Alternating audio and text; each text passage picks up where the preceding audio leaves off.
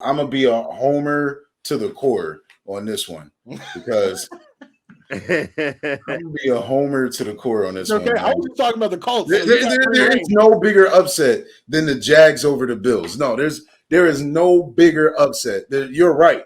There's no bigger upset.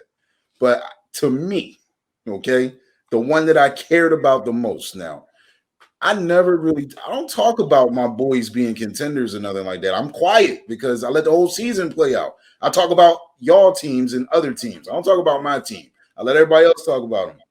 But I finally said after we beat the Minnesota Vikings with Cooper Rush out there, it's like, man, we got a new spirit, man. That's the type of win you need to have. 20-16 with your star player out, man. You beat the Vikings, even though the Vikings are pretenders but you still win the game.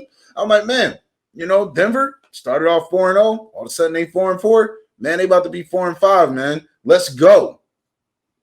So I'm watching the first quarter. And, Mike McCarthy, it's 4th and 1. Mike McCarthy is going for it on 4th and 1. He does not punt or kick field goals on 4th and 1. He goes for it almost every time. It don't even matter what side of the field you on. He's going for it. We get stuffed. And I'm like, oh, man, here we go, right? All right, so it's still 0-0. We get the ball back. He does it again, and we get stopped again. I'm like, man, Denver going to get some momentum. Next thing you know, man, we down 19-0, and I'm like, how did this happen?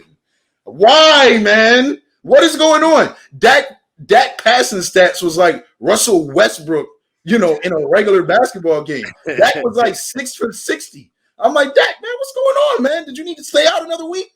Like, what's up with your calf, baby? Like, what's up, man? Where you at, Dak? We need you.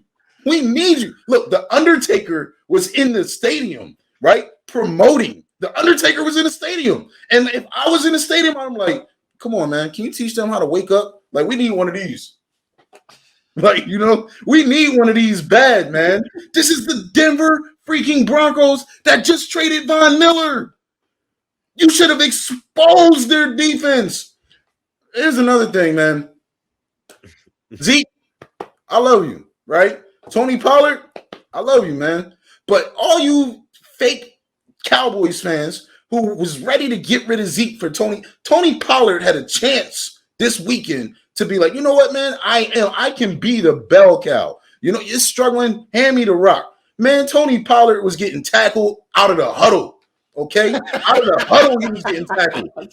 Out of the huddle, So, listen, man. I feel like that loss was really bad. And I'm so glad we got the Atlanta Falcons on the schedule next week. But I should be careful because every time I disrespect the team, they come out monstrous the next week. So listen, Atlanta, ATL, it's hot down there, baby. Y'all do y'all thing, man. Kyle Pitts, choo-choo, the Pitts train. But no, the Cowboys losing to the Denver Broncos. It was 30-0. I don't care if the final score said otherwise. Like the garbage touchdowns, it was 30-0. We got spanked, and that was a really bad look. That's the biggest upset to me, man. And thank you, fellas, for letting me vent. I was holding that in for a few days.